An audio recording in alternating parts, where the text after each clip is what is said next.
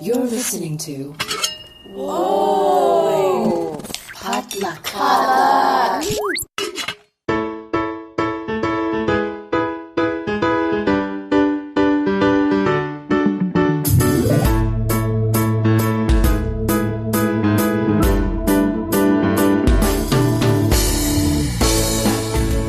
And welcome back to Books and Boba, a book club and podcast featuring books by Asian and Asian American authors. I'm Marvin Yue. And I'm Rira Yu.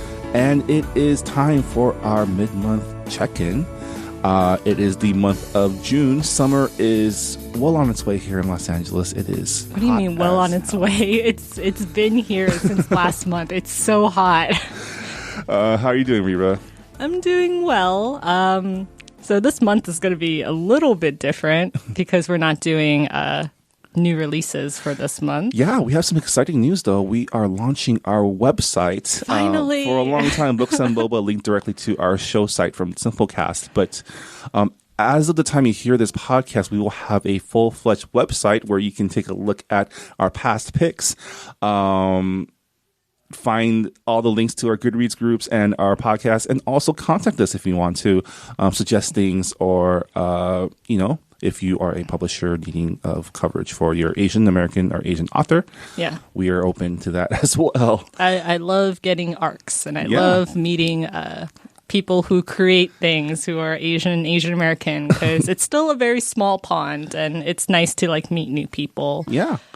And as a part of that, we are moving our new release coverage to our blog on the website.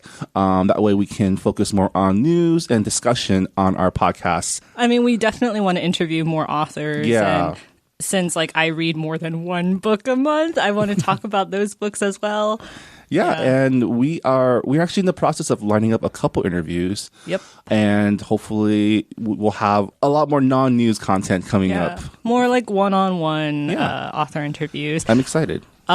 So this month I've been just was it this month that Terrace House came out with the second half of its I have not caught up with Terrace House. Okay, well I watched it all in a week of its release, and I become very obsessed. I've been watching Terrace House since it came out on Netflix, from the very beginning, and it was agony waiting for every 8 episodes to get uploaded. Is this new one the one with the lush lady?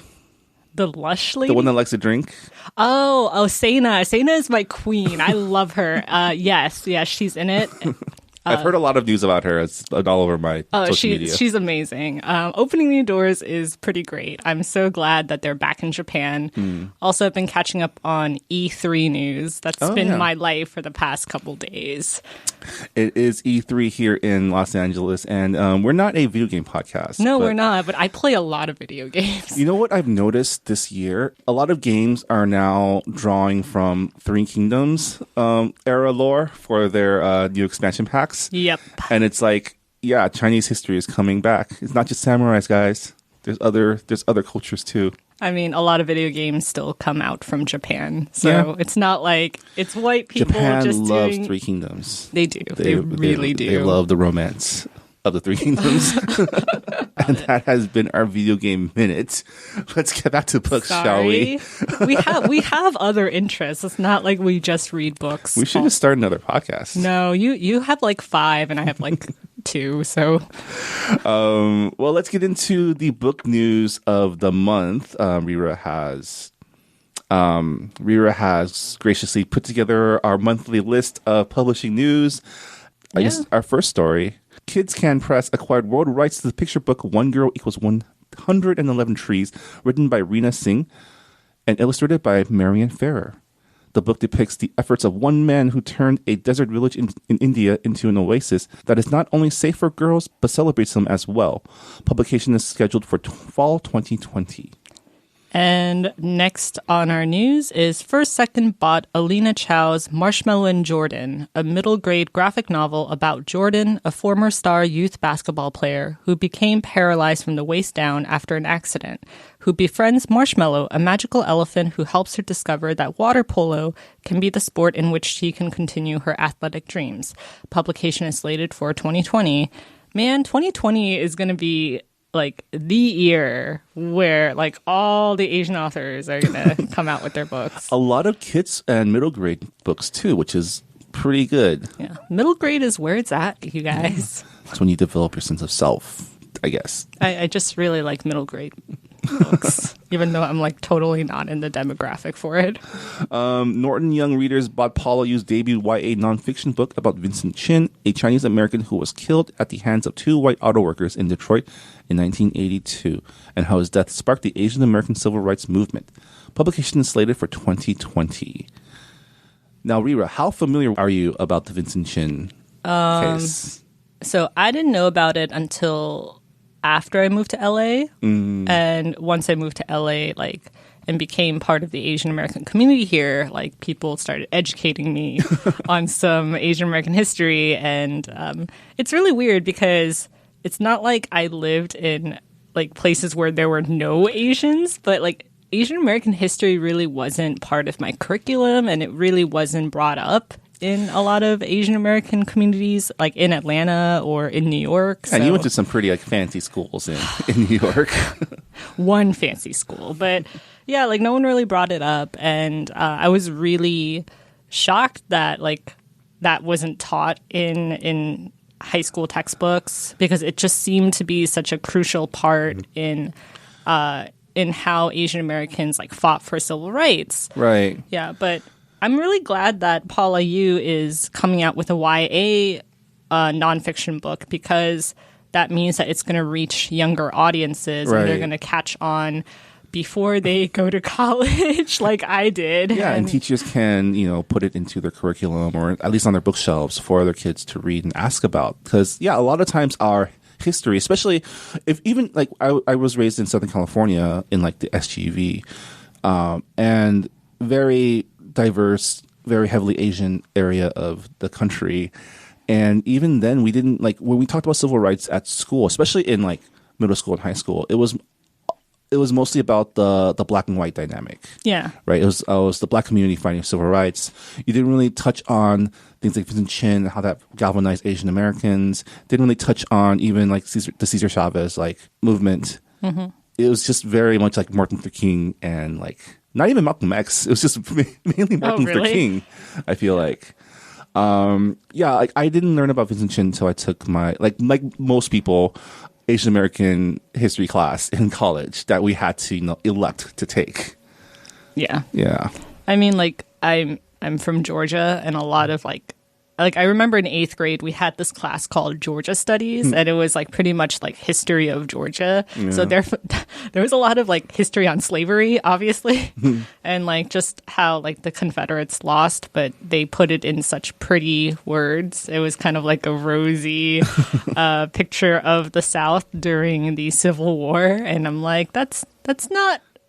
I mean, slaves are bad. Like, slavery is bad. Why are they trying to, like, whitewash this? But did you learn, was it taught to you as the War of Northern Aggression when you were young? No, it wasn't that bad, but it was definitely, like, sugar-coated. And I'm like, and this was, like, right after I had moved from New Jersey.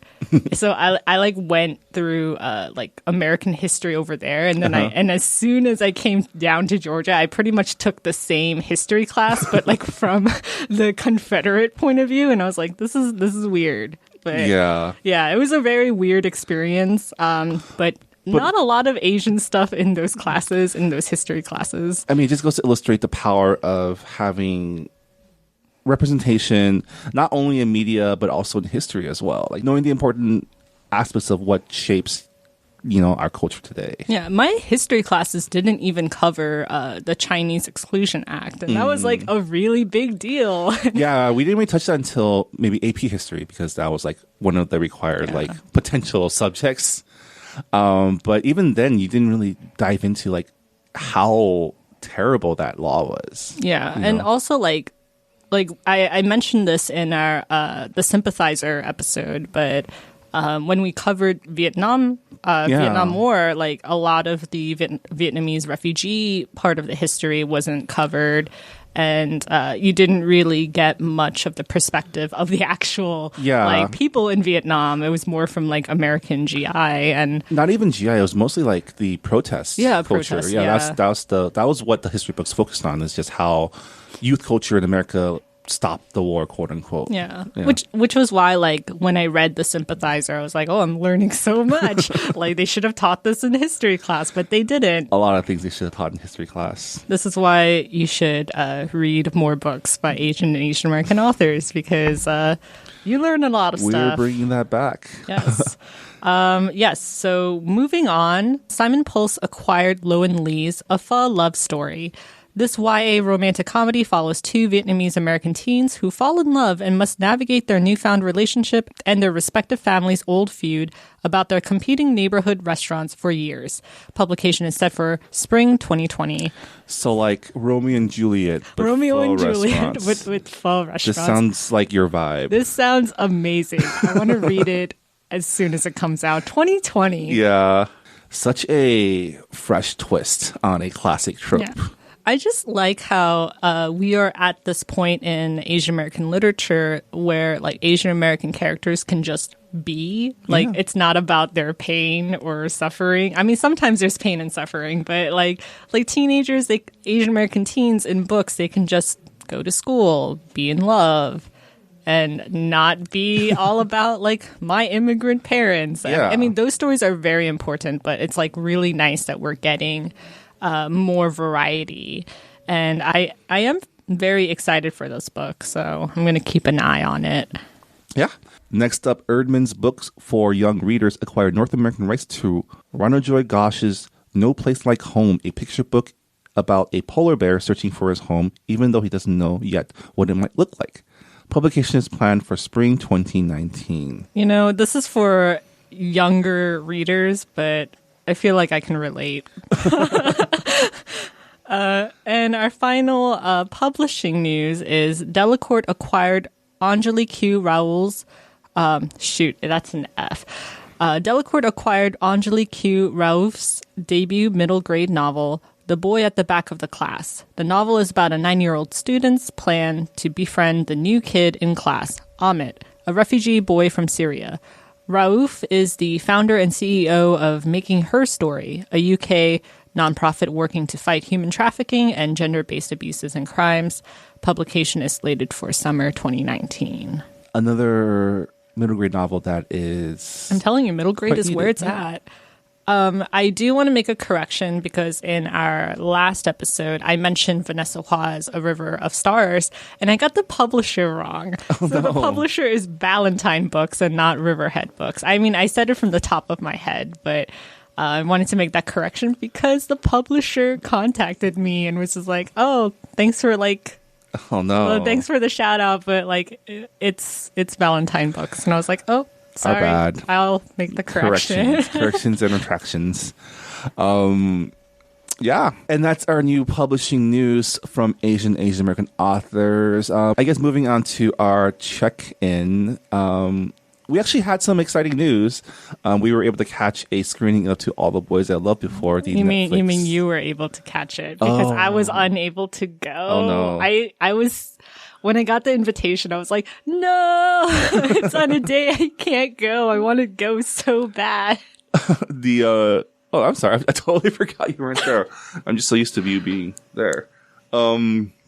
Yeah, I was able to catch a screening of To All the Boys I've Loved Before, the upcoming Netflix rom-com based on the book by Jenny Han. And Jenny Han was there in person to introduce things. And I'm not allowed to say anything about it until the week before it comes out. Mm-hmm. But I am allowed to give general impressions. And it was so good. It was like a very, it was a teen rom-com, you know? Yeah. So like, it's very like, I don't know. You've read the book before, right? No, I haven't. I will because you got a signed copy for me. Oh yeah, it's in my car. I was so excited. It like totally made up for me not being able to go and go to the screening. But yeah, like I've heard like the general like gist of the novel, and yeah, it's definitely like a fluffy rom-com, very movie. Stylish, very cute, and very very high school. I mean, it makes sense. Yeah. Like the character is a high school student. Yeah. Apparently, the dad is played by some guy from Sex and the City. Oh, My girlfriend is very excited. she's excited for that part of the movie, but not like all the other parts. She's excited for the whole movie, but she was Okay. especially excited when she recognized the guy. Apparently, played one of the main character's boyfriends. Yeah. So you liked it? I did like it. I liked it a lot, and I think it's going to be a great follow up because it comes out on Netflix basically the week that Crazy Rich Asians comes out in theaters. So you can go watch Crazy Rich Asians in your theater, come home and put on To All the Boys I Love You For, and just have a Asian American rom-com night. Yep. And it's telling that you liked it because you're definitely not in the demographic for this movie. I can enjoy a rom-com. You can enjoy a rom-com. That's true.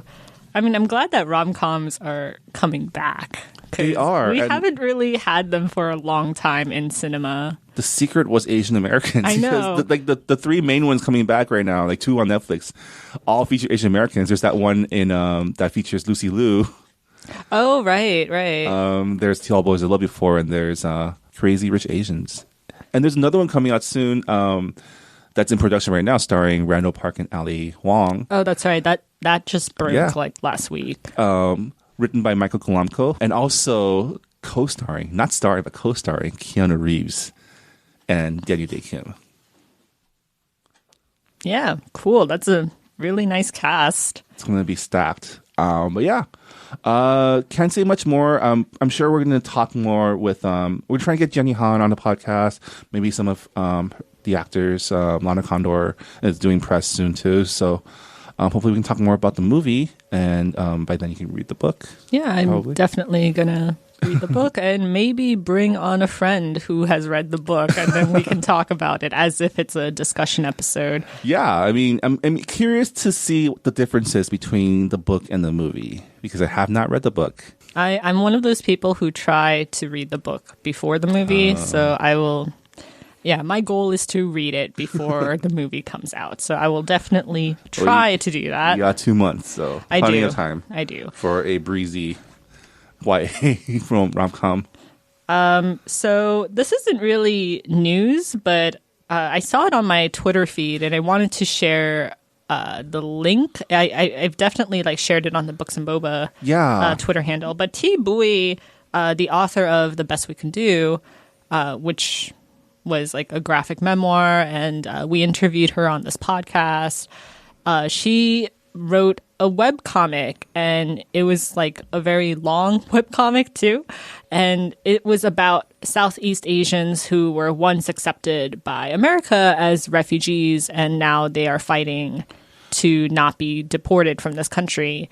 And it's just being passed along the Asian American community on Twitter. T-Bui is one of the big voices in refugee rights and issues, and she does so through her comic. And if you haven't read her comic, her graphic novel, The Best We Could Do, you should. Graphic memoir. Yeah. We just call it graphic novel because we're so used to it's oh, this has pictures in it, graphic novel, but it's a graphic memoir. It's Yeah. based on her, not based on, it's her Definitely journey. pick it up. Works like that, works like The Sympathizer, works at her, and both her and Viet Thanh Nguyen have been putting out on a pretty constant clip the last few years are very important pieces of Asian American history and culture that is really important right now, especially in the current climate of anti-immigration, anti-refugee, and just overreach of powers to address these issues are really affecting our communities, especially the most vulnerable. So check it out. We're going to include the link in the show notes, and please share it with everyone. Yeah, it definitely shows an insight to how anti-immigration, that's always kind of been a part of American history. It's not something new under the Trump administration. So yeah, definitely check it out. We have the link on Books and Boba, and definitely check out T. Bui's other works. I know she also has a picture book. Well, not a picture book. It's an illustrated book for young readers.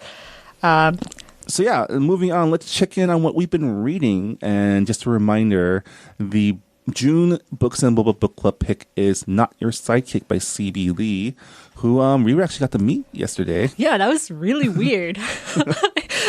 I met her at a bookstore and it was a panel of authors and she wasn't in the panel.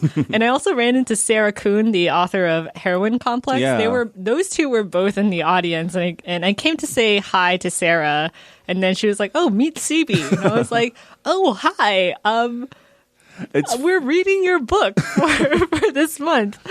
It's funny because I've run into CB a couple of times last year at Comic-Con, last Monday at the To All the Ones Love Before screening, and also last Wednesday at the premiere of the new East West Players play where she was also a guest.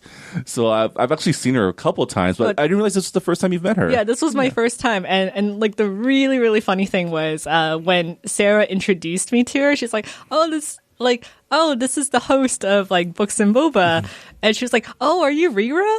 And we're like, "Oh, hey, we've interacted on Twitter, but we've never seen each other before." Yeah. Aside from our profile pictures. Full disclosure, we were supposed to have her on the podcast last year, and we kind of dropped the ball. I feel so sorry, but we're definitely gonna try to get her on the podcast. No, we definitely are. We definitely are. I feel so bad. But yeah, that's the June book club pick. I have not gotten too far in it yet, but so far it's actually been a pretty breezy read. It's a really fun read, and we definitely needed that in this book club because we've been reading like very heavy, like emotional reads, and it's nice because like it's summer now, and it's like I want to read something fun, and it's a great book for LGBTQ because it features a bisexual Asian American character, and you also have a trans character as a side character. Which, funnily enough, I'm reading the sequel to Not Your Sidekick, which is Not Your Villain, and it's about that trans character. Okay. So the trans character is the main. He's not he. Is it he? It's been a while. They. Yeah. So yeah, the trans character is the protagonist in the sequel. So it's I'm going to skim the first book again because I already read the first book and I'm going to finish the sequel. So by the time when we do our discussion episode, I will be able to give a much more detailed not perspective, but like a much more detailed discussion for the podcast. Yeah. Well, I'm going to be reading it for the first time, so I'll have my fresh takes. What else are you reading, Rira? So I'm in the middle of reading A River in Darkness by Masaji Ishikawa, and the book was on sale on Kindle for like $2, and I was like, okay, buying it because so the book is a memoir, and it's about a Japanese national who is of Korean descent, and he and his family, they go to North Korea from Japan to be repatriated because this is like right after the war, and Japan was like advocating for Koreans to get out of the country. And we've talked about this on our Pachinko episode. Yeah. And the reason why like I really wanted to read this was because there was a character in Pachinko who goes back to North Korea. Right. Yeah, and I was just like, what happened to him? He probably died, but like you never see him again. He's never really brought up again. So reading this memoir has been like very like but not enlightening because I already knew the horrific conditions that North Koreans went through during Kim Il-sung's rule and also like Kim Jong-un's rule. Well, I mean, it's not far past that point where the Korean War happens, Civil War happens. Right? Yeah. It's not that far away, and like I've heard stories about like North Koreans, right? North Koreans who were born and raised there, but I haven't really heard much about like Korean Japanese and how they were treated in North Korea. And it's, I already made my assumptions being like, well, like a lot of Koreans did not like Japanese people or like people who grew up in Japan, whether they were Korean, of Korean descent or not. But I already knew that like the Korean Japanese were going to be treated poorly. I just didn't realize how poorly. And the memoir, it's very dark, and it's also very short. It's 162 pages, and it's so straightforward. It reads like a letter to the reader, and like it definitely doesn't sugarcoat things, but at the same time, like there's a line in the book, and it's about like how when you're like suffering so much, you end up laughing over like how bad you're suffering. And that's how I felt too, because he would say something and I'm like, this is really dark, but it would make me laugh because I'm just like, the ridiculousness of the whole whole thing, and about like how the famine happened, and how like how bad the bureaucracy was in North Korea, and how like farmers, they would plant when they would plant rice, they would like put the seedlings like too close together because it was like the chuche style of farming. And because of that, like rice wouldn't grow properly because you have to have like enough space in between the seeds. Otherwise, it'll get tangled up.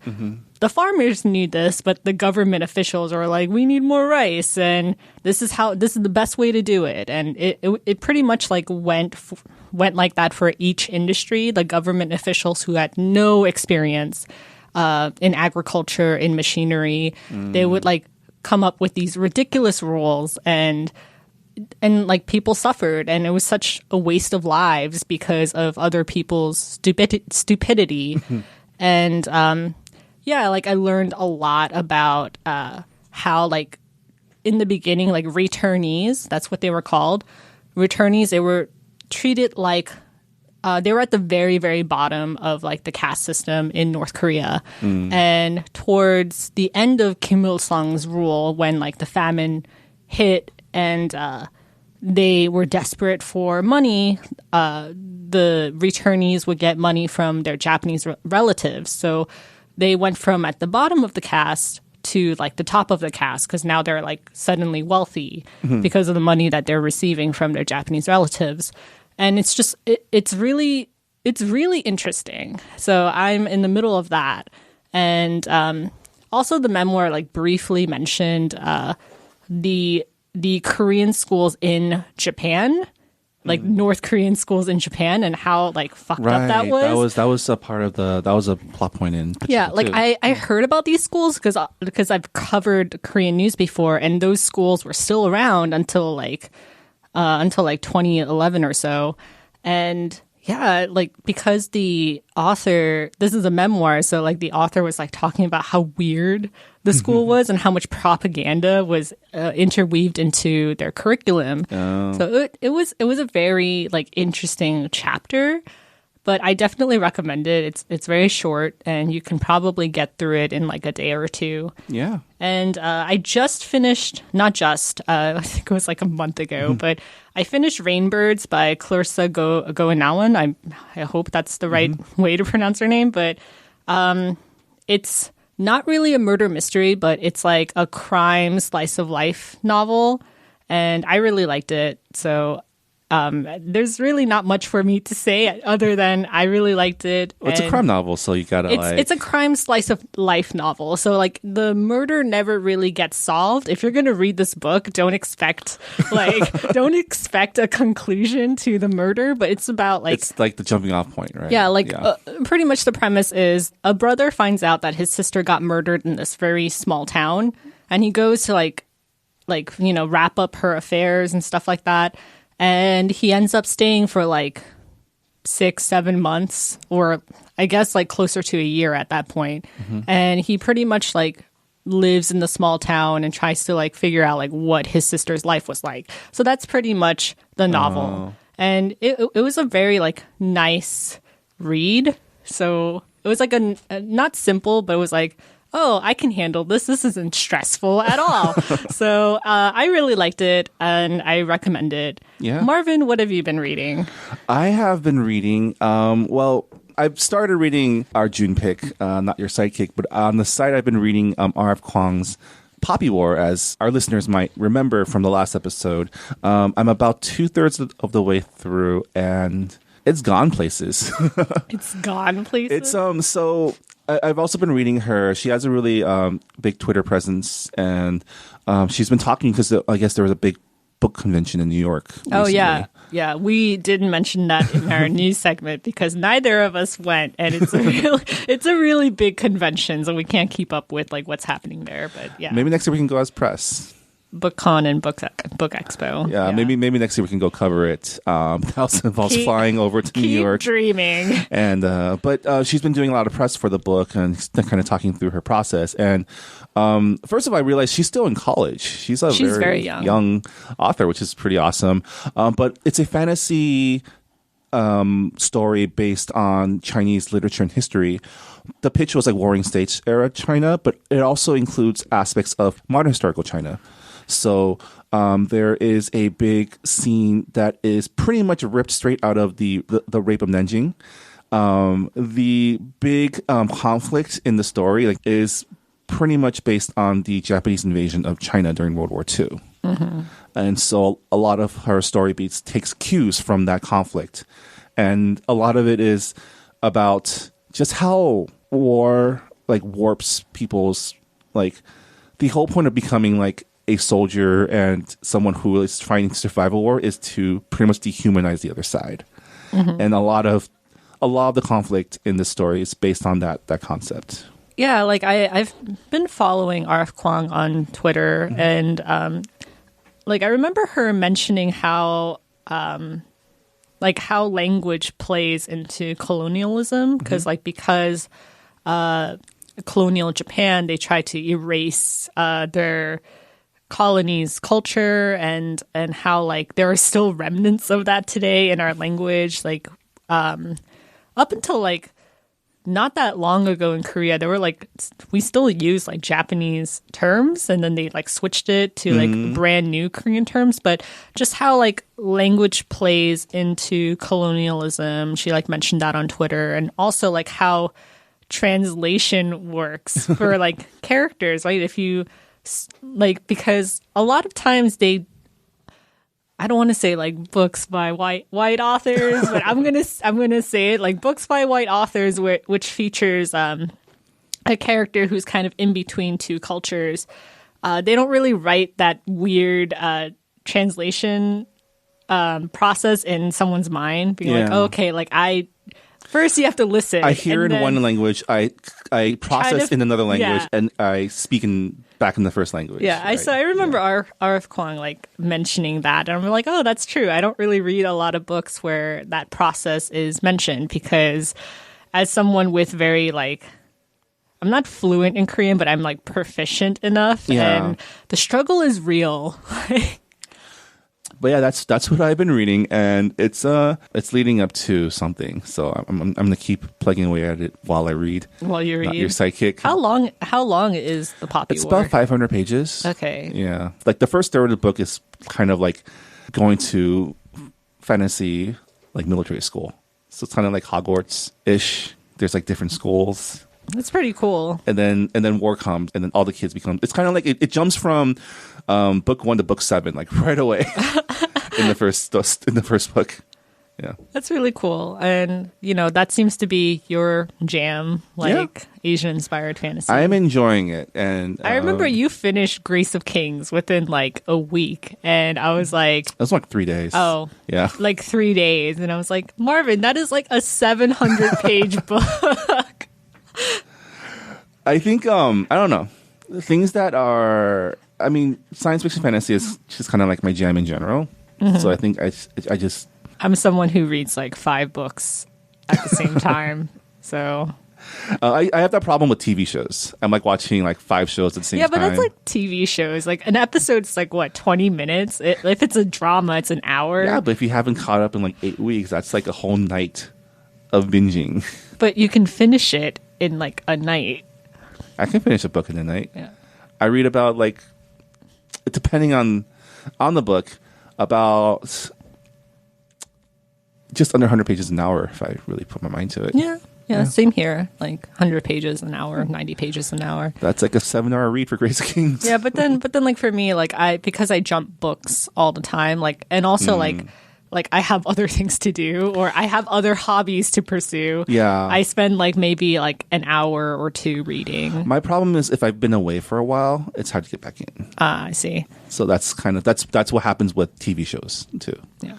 Maybe like in the next check-in episode, because I'm reading right now I'm in the middle of reading Star Swept by Mary Fan, and I'm also reading When Dimple Met Rishi by Sandhya Menon.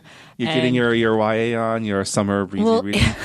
It's been on my shelf for so long, and I'm like, this isn't going to be like Pachinko. I'm not going to wait a year to finish these books because there are other books that I want to read. Speaking of Pachinko, I just found out that they've translated that into Korean. Oh, really? Yeah, so if you want to get that for your parents. I'm so excited.